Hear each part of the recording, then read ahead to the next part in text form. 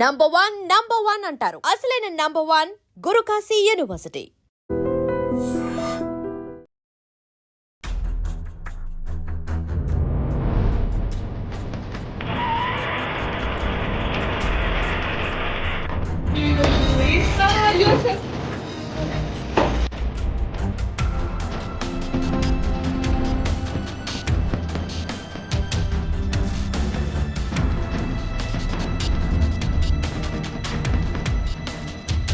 Welcome to IT news. నేను మీ పవన్. రష్యాలో అయితే భారీగా భూకంపం నమోదైంది. ప్రజలు భయాందోళనతో బయటికి పరుగులు తీయడం జరుగుతుంది. సో ఇది అలా కంచట్కాలోని ఆ ప్రాంతంలో అయితే, ఆ ద్వీపంలో అయితే ఇది రెక్టర్ స్కేల్పై దాదాపు 8.7 తీవ్రతతో నమోదైనట్టు చెప్తున్నారు. అంటే ఇది 8.7 అంటే చాలా ప్రమాదకరంగా పరిగణించాల్సిన తీవ్రత అని చెప్పుకోవచ్చు. దాదాపు 6 కంటే తక్కువగా వస్తే భూకంపాన్ని మనం పరిగణలోకి తీసుకోము, అంత ప్రమాదకరంగా కాదు. కానీ 6 అబోవ్ వచ్చిందంటే చాలా ప్రమాదకరం చెప్పుకోవచ్చు. దాదాపు ఇది 9కి దగ్గరలో ఉంది కాబట్టి అక్కడ ఉన్న మనం క్లియర్గా విజువల్స్లో నేను మీకు చూపిస్తాను. విజువల్స్లో చూడండి, ప్రజలు భయాందోళనకు గురవుతున్నారు. అక్కడ రూమ్లో ఇంట్లో ఉన్న వస్తువులన్నీ చిందరవందరగా పడిపోవడము, షాప్లో ఉన్న వస్తువులన్నీ చిందరవందరగా పడిపోవడము, బయటికి పోవడము ఇలాంటివి జరుగుతున్నాయి. అంటే సముద్రం కూడా అలలు దాదాపు ఒక 10-15 అడుగుల ఎత్తులో రావడం అయితే జరుగుతుంది. దాదాపు 10 అడుగులు అంటే ఇది మామూలు విషయం కాదు. ఇది ఇంకా అలాస్కా, అలాగే జపాన్ తీర ప్రాంతాల్లో, అమెరికా వీటి దగ్గర అయితే సునామీ వచ్చే అవకాశం ఉంది మరో 3 గంటల్లో అని చెప్పేసి కూడా జపాన్ కేంద్రం అయితే వెల్లడించడం జరిగింది. ఇది దాదాపు అంటే గతంలో చాలా తక్కువ, ఇలాంటి సునామీలు ఎక్కువగా రష్యాలో ఇట్లా జపాన్లో వస్తుంటాయి. ఇప్పుడు రష్యాలో రావడము, అలాగే ద్వీపంలో రావడము, కంచట్కా ద్వీపంలో రావడము. అక్కడ ద్వీపం చాలా పెద్దది, కానీ జనాభా మాత్రం 3 లక్షల వరకే ఉంటారు. ఆ 3 లక్షల జనాభా అయితే భయాందోళనకు గురవుతున్నారు. సో మీరు విజువల్స్లో క్లియర్గా చూడొచ్చు ప్రజలు ఎంత భయాందోళనకు గురవుతున్నారో. దానికి సంబంధించిన విజువల్స్ అన్నీ మన దగ్గర ఉన్నాయి. సో బ్రేకింగ్ న్యూస్ ఇది. చాలా అంటే రష్యా వెంటనే స్పందించి ఆ రష్యా ప్రభుత్వం అయితే సహాయక చర్యలు చేపట్టడం జరుగుతుంది.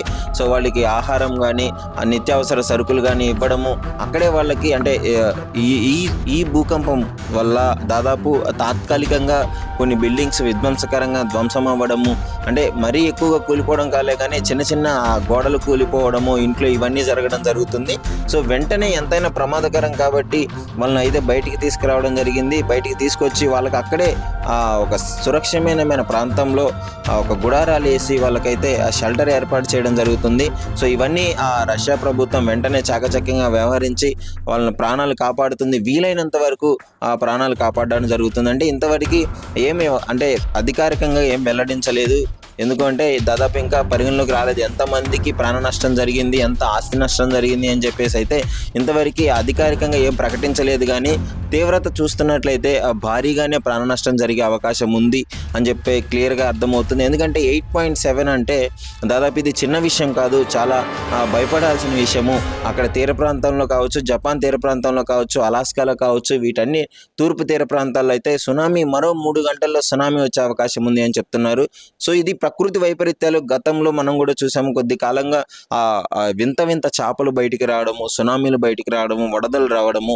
సో ఈ విధంగా జరుగుతుంది ప్రకృతి వైపరీత్యాలు. దీనికి కారణం మరికొంతమంది చెప్తున్నారు ఏంటంటే యుగాంతానికి ఇవి సూచికలు అని కూడా కొంతమంది చెప్పడం జరుగుతుంది. సరే ఏదేమైనా రష్యాలో చాలా వాటికి అయితే ప్రాణ నష్టం జరిగే అవకాశం ఉంది.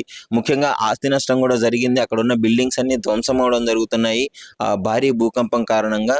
సో అసలు ఈ భూకంపం ఎందుకు వస్తుందంటే ఇది దాదాపు కంచట్కాలోని ప్రాంతంలో వచ్చింది. 19 కిలోమీటర్ల లోపల ఇది స్టార్ట్ అయినట్టయితే సైంటిస్టులు అయితే వెల్లడించడం జరిగింది.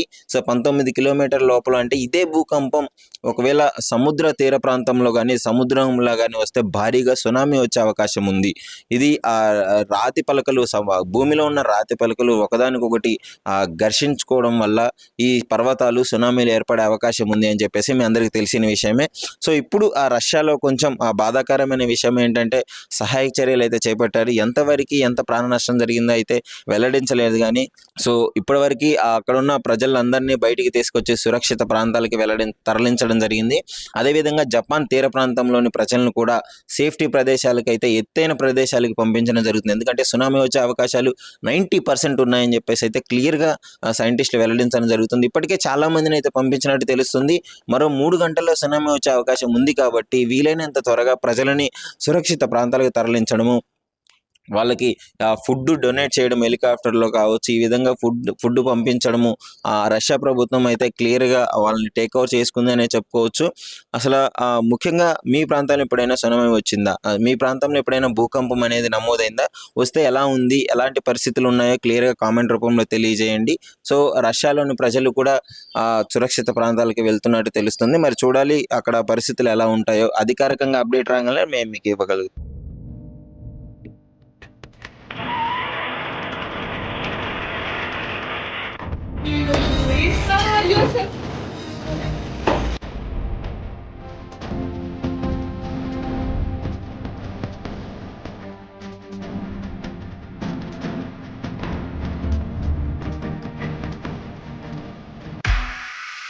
నిజంగా ప్రస్తుతం ఉన్నటువంటి సమాజం దేనికి ప్రయారిటీ ఇస్తుంది?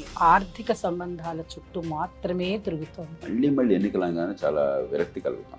మంచి అనిపిస్తుంది కదా, లేడీస్ కూడా ఛాలెంజింగ్ జాబ్స్ చేసినప్పుడు చాలా బాగుంటది. ట్రాఫిక్ అసిస్టెంట్స్ గా నియమించిన ట్రాన్స్జెండర్స్ అందరితో సాల్యూట్ చేయించుకుంటున్నారు. ఫుడ్ డెలివరీ ఇవ్వటానికి వెళ్ళినటువంటి డెలివరీ బాయ్ అనిల్ పై కళ్ళ ముందు పెళ్ళండి